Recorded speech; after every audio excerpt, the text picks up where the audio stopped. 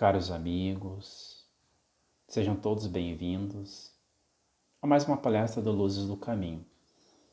Meu nome é Fabiano Tomazoni e hoje eu estou responsável pela condução dessa tarefa. O tema da nossa tarefa hoje é um tema muito importante, a caridade e a fé. Para iniciarmos a nossa tarefa e buscarmos a nossa harmonia, eu gostaria de convidar todos para fazermos uma prece inicial. Procurando fechar nossos olhos físicos, elevando nosso pensamento a Deus Pai. Vamos agradecer a vida, Pai. Agradecer a vida material que Tu nos oferece, a esse processo reencarnatório que estamos inseridos. Agradecer, Pai, pela nossa família, pelos nossos amigos. Agradecer, Pai, por todo o amparo espiritual que recebemos, mesmo que não percebamos. Nos envolve, Pai. Nos envolve na Tua luz e na Tua paz. Pedimos então licença para iniciarmos nosso trabalho no dia de hoje. Que assim seja.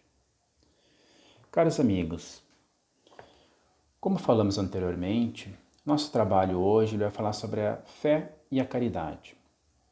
Esse tema ele está especificamente no capítulo 11 do Evangelho segundo o Espiritismo, que é uma das obras básicas do Evangelho. E esse capítulo 11 ele é intitulado Amar o Próximo como a Si Mesmo. E o item, a fé e a caridade, é o item 13. E nós vamos fazer uma breve leitura desse item para que nós consigamos captar algumas ideias sobre o que essa parte do Evangelho está querendo nos falar. Esse item ele veio trazido pelo Espírito Protetor em Cracóvia, 1861, e ele diz assim, numa primeira parte: Disse-vos, não há muito, meus caros filhos, que a caridade sem a fé não basta para manter entre os homens uma ordem social capaz de os tornar felizes. Pudera ter dito que a caridade é impossível sem a fé. Na verdade, impulsos generosos se vos depararão, mesmo entre os que nenhuma religião tem. Porém, essa caridade austera, que só com abnegação se pratica, com o constante sacrifício de todos os interesses egoísticos, somente a fé pode inspirá-la, porquanto só ela dá-se posse carregar com coragem e perseverança a cruz da vida terrena. Aqui, nessa passagem, esse Espírito amigo nos fala, e nós gostaríamos de destacar isso, que a caridade sem a fé, segundo ele, praticamente seria impossível. E quando ele fala aqui na caridade e na fé, é algo bem importante de nós procurarmos entender o que ele quer dizer com caridade, o que ele quer dizer com fé. Mas antes de nós falarmos disso especificamente, nós gostaríamos de trazer algo que é bem importante para a nossa fala, que é sobre o atual momento que nós estamos vivendo. Em pleno 2021, nós estamos vivendo a pandemia. A pandemia, que é um processo de aprendizagem que todos nós estamos tendo. Por que é um processo de aprendizagem? E por que todos nós estamos tendo? Né? Porque ele está instigando a todos nós a termos talvez um olhar diferencial do que nós estávamos tendo anteriormente. A pandemia, justamente pelo fato de ser pandemia, ou seja, é um movimento que ocorre em todo o planeta, um movimento que independe de sexo, de cor de pele, de idade, de nível socioeconômico, de nacionalidade. Então, essa pandemia, ela está nos instigando, como um aprendizado coletivo, de nós talvez termos um olhar mais interior. Nós termos um olhar íntimo para buscarmos nos melhorar intimamente, e assim contribuir para a sociedade. Nós vamos observar que a reencarnação ela possui alguns objetivos. Basicamente, segundo as obras básicas, a expiação possui 3 objetivos. O primeiro deles é a expiação e a reparação. A expiação e a reparação, ela é um processo que está baseado numa correção de atitudes equivocadas que tomamos em períodos anteriores, em reencarnações anteriores. Quando nós falamos em expiação, às vezes, até por uma questão histórica e às vezes até mal entendida, de que a expiação é um pagamento, uma punição.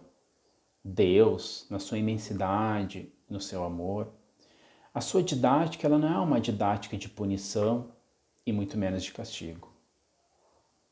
A didática de Deus é uma didática de amor, é uma didática a qual contribui para a autonomia do indivíduo, do entendimento, da responsabilidade das suas atitudes. No momento que nós tomamos uma atitude equivocada, por diversas questões, mas principalmente por questões de falta de conhecimento, de falta de amor, no momento seguinte, após nós tomarmos consciência que nossas atitudes não foram saudáveis, nós fazemos um processo que a doutrina espírita nos fala, que primeiro começa pelo arrependimento e depois pela expiação, de passar por aquela situação, por muitas vezes, para vivenciar aquela situação de sacrifício, para que nós entendamos essa situação vivenciando. E essa expiação, ela deve ser reparativa. Que nós possamos contribuir ativamente, positivamente para o indivíduo ou para a sociedade, que talvez nós tenhamos gerado uma desarmonia, um prejuízo. Esse é um dos objetivos da reencarnação. O outro objetivo é contribuir ativamente, que nem nós falamos anteriormente, para o meio ao qual nós estamos vivendo. Contribuir na sociedade que nós estamos vivendo, que estamos inseridos. Na questão 573 do Livro dos Espíritos, Kardec pergunta sobre as missões, sobre o trabalho. E os Espíritos nos respondem que cada um de nós possui missão, que cada um de nós possui uma ação a contribuir para a sociedade de forma positiva através do trabalho. Seja ele o trabalho material, através do esforço físico, ou seja, através do trabalho intelectual. Mas que nós possamos contribuir para aquele meio que nós estamos vivendo. Que nós possamos sensibilizar aquelas pessoas as quais estão vivendo e convivendo conosco. E o outro grande objetivo da reencarnação é o autoaperfeiçoamento. Talvez esse seja o principal. É de nós adquirirmos nesse período reencarnatório com as nossas vivências novas virtudes, novos pensamentos, novos conhecimentos, mudanças até de paradigmas, de ideias que ocorre através das nossas aquisições intelecto-morais. Nós gostamos muito de uma analogia que fala que para nós, então, adquirirmos nesse processo reencarnatório o nosso autoaperfeiçoamento, nós precisamos ter e adquirir o autoconhecimento, possuindo, então, 3 instrumentos: o espelho, a lupa e o telescópio. O primeiro deles, que é o espelho, ele fala que o espelho, ele é o conhecimento das suas próprias virtudes e o conhecimento dos seus próprios vícios morais. Porque para que nós consigamos fazer uma mudança, uma real mudança, nós precisamos conhecer profundamente aquilo que é positivo, aquilo que nós precisamos melhorar, não muito, ou manter, e aquilo que nós precisamos transformar e melhorar demais. Muitas vezes, aquilo que nós precisamos melhorar são os nossos vícios. E quando aqui nós falamos em vícios, não estamos falando apenas nos vícios materiais, que por vezes são vícios que nos prejudicam. Mas nós estamos falando da causa desses vícios materiais, que são os nossos vícios morais. Os nossos vícios morais são o egoísmo, o orgulho, a vaidade, a prepotência, a ganância, que são aqueles vícios que todos nós, um pouco mais, um pouco menos, possuímos. E é justamente esses vícios que nós devemos atacá-los. Atacar no sentido de procurar minimizá-los, de fazer a nossa reforma íntima, assim como a doutrina espírita nos fala. De nós pegarmos e identificarmos esses vícios e minimizá-los ao ponto de domá-los. Domá-los para que eles não sejam predominantes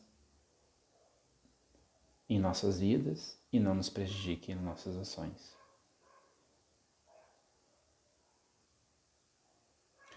O outro instrumento que nós gostaríamos de compartilhar como uma analogia é a lupa. A lupa é a nossa relação com o próximo. É a nossa relação com aquela pessoa que está vivendo conosco. Seja ela, principalmente, dentro do nosso lar, o nosso esposo, a nossa esposa, o nosso filho, a nossa mãe, nosso pai, nosso avô. Ou também o nosso colega ou colega de trabalho, o nosso vizinho, ou aquela pessoa que nós possuímos uma afinidade. A lupa é nós procurarmos nos interessar pelaquela pessoa. Não nós nos interessarmos pelo que ela faz, mas interessarmos o que aquela pessoa talvez esteja necessitando e que às vezes nós não percebemos, mas que nós temos condições de auxiliar. Que nós possamos, que hoje em dia parece um grande desafio para todos nós, pelo fato de estarmos envolvidos em diversas tarefas, mas que nós possamos parar e não só apenas olhar para as pessoas, mas que nós possamos percebê-las. Que quando nós dermos, por exemplo, um bom dia, que nós transmitamos sentimentos de paz, de harmonia. Quando nós perguntarmos como é que você está, que realmente isso seja algo franco, sincero, que nós possamos olhar para aquela pessoa que às vezes está em sofrimento, mas que às vezes parece que não tem ninguém para escutá-la, que nós possamos ser os ouvidos para escutá-la, sem julgamento, apenas escutar, que nós possamos, então, olhar para aquelas necessidades e auxiliar as necessidades da alma, do espírito.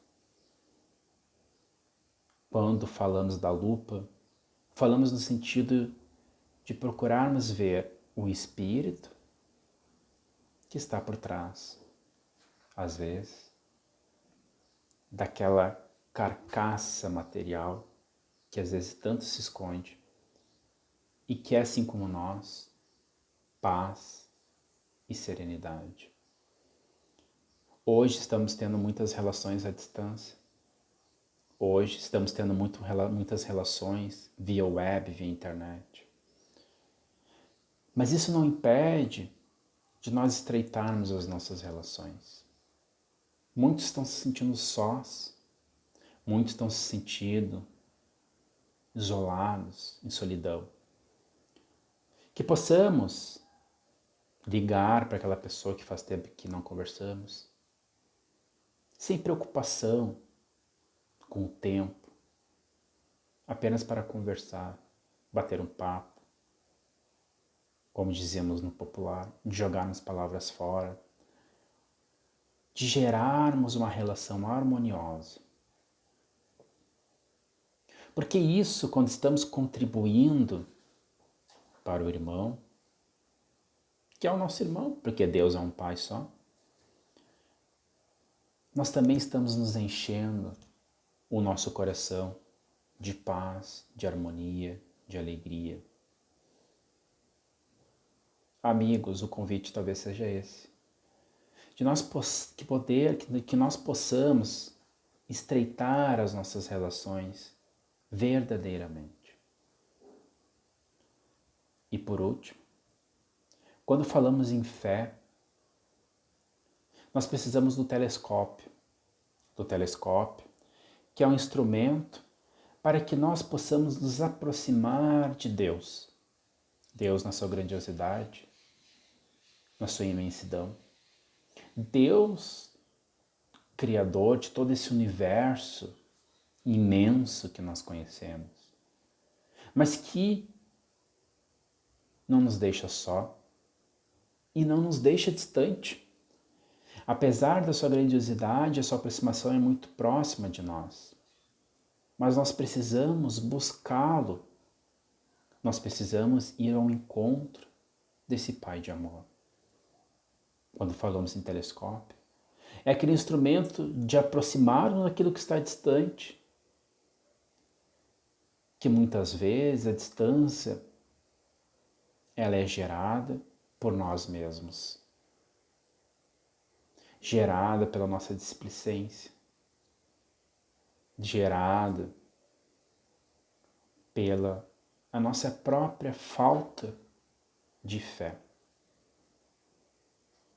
Amigos, caros irmãos e irmãs, não deixemos nesse momento de termos a fé nesse Pai de amor. De não deixemos ter fé nesse Pai que tanto bem nos quer. Que possamos buscar esse consolo, esse agasalho espiritual na prece, nos nossos momentos de introspecção, de meditação. De vermos a grandiosidade, mas essa grandiosidade, ela não está distante. Nós fazemos parte dessa grandiosidade. Que nós possamos elevar esse sentimento, esse pensamento a Deus e senti-lo no nosso mais íntimo. Tem uma questão do Livro dos Espíritos que nós gostaríamos de compartilhar com vocês, que é a questão 244, que fala sobre fé. Fé no sentido de busca de algo que vai trazer sentido para a nossa vida. A questão é a 244. A questão 244, Kardec, de uma forma muito inteligente, muito perspicaz, ele pergunta: os espíritos veem Deus?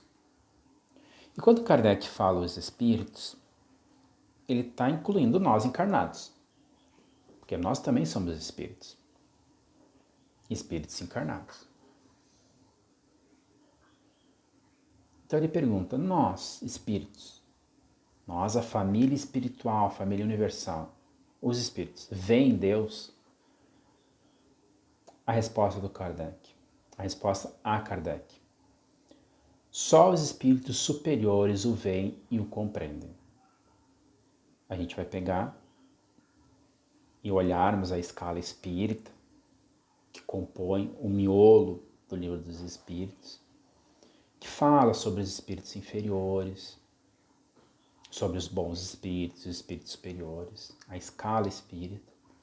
E os espíritos superiores, eles estão no topo dessa escala, que são aqueles espíritos que já atingiram o grau máximo de intelectualidade e de bondade, de moralidade. Estão num grau tão elevado de intelectualidade e de moralidade que esses espíritos, eles não necessitam mais passar por nenhum tipo de prova e nem de expiação.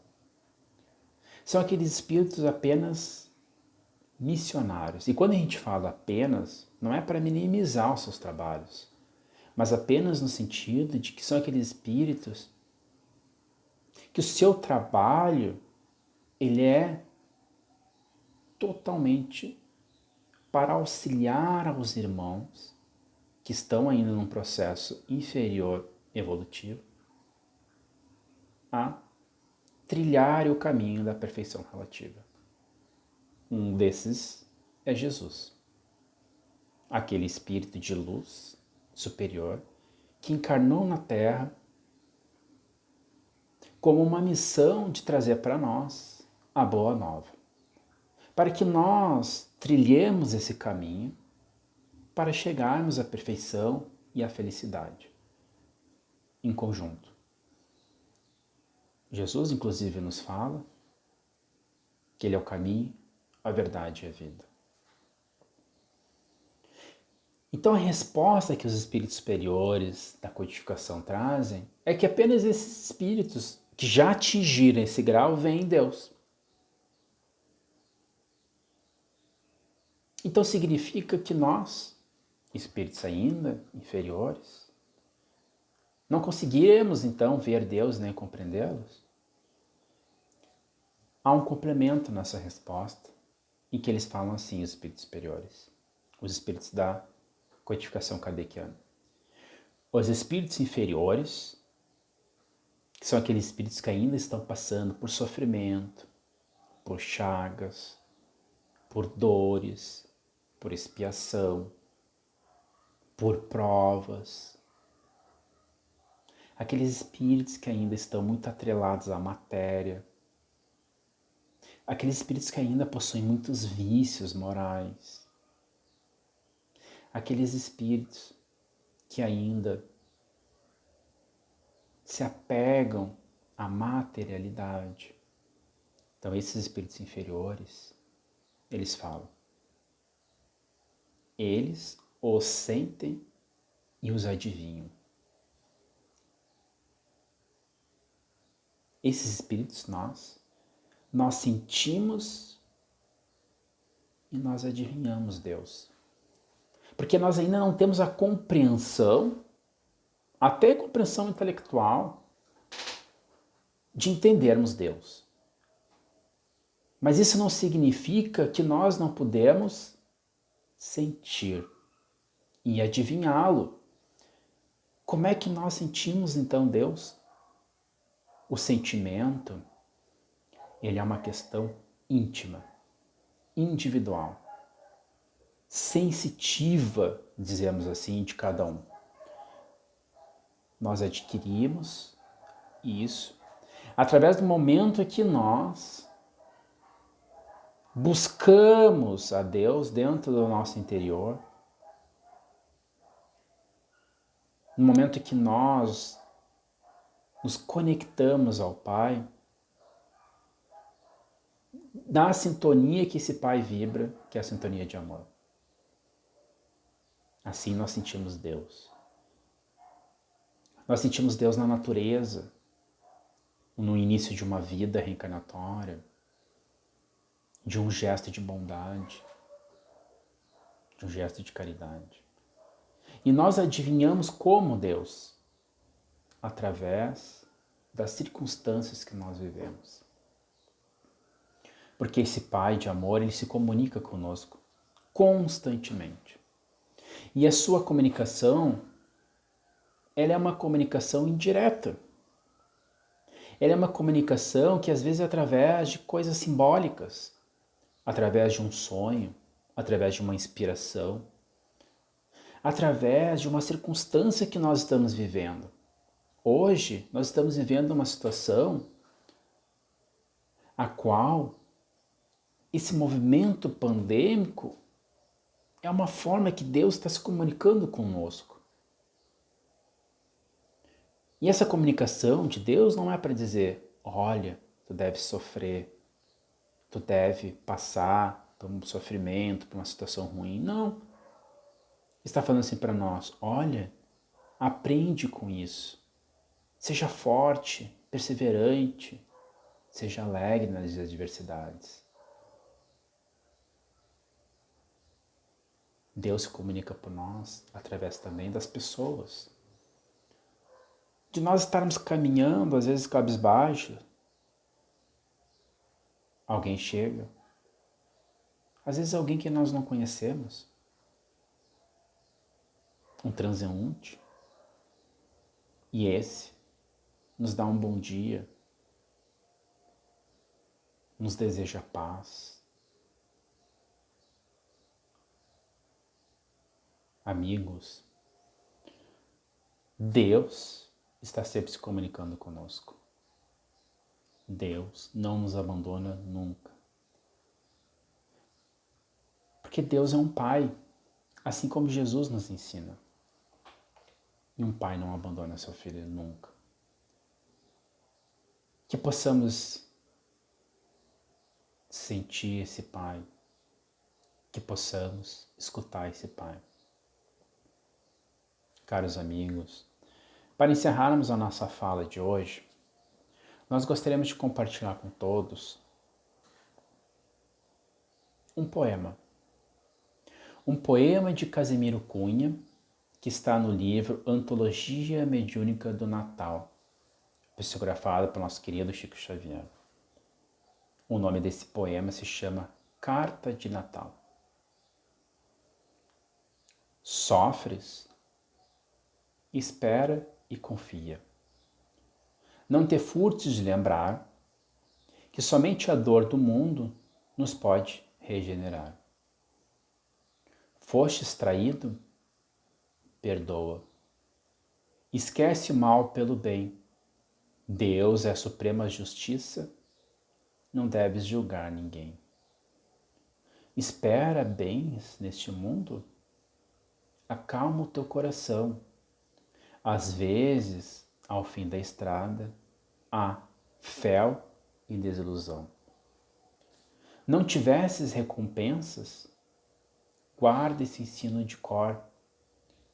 Tem dons de fazer o bem, é recompensa melhor. Queres esmolas do céu? Não te fartes de saber que o Senhor guarda o quinhão que venhas a merecer. Desesperaste? Recorda, nas sombras dos dias teus, que não puseste a esperança nas luzes do amor de Deus. Caros amigos, caras amigas, felizes somos pela essa oportunidade que esse templo de amor nos oferece. Em cada casa, em cada local que está sendo escutada essa palestra. Muita luz e muita paz. está adentrando a sua casa, o seu local. Ceareiros do Bem, da equipe espiritual do Centro Espírita Luzes do Caminho, está oferecendo um banho de luz e de paz. Tenhamos fé, irmãos. Tenhamos fé, irmãs. O caminho é árduo, mas ao final desse caminho há a real felicidade. Pedimos licença, amigos, amigas, para encerrarmos o nosso trabalho nesse dia. Que assim seja.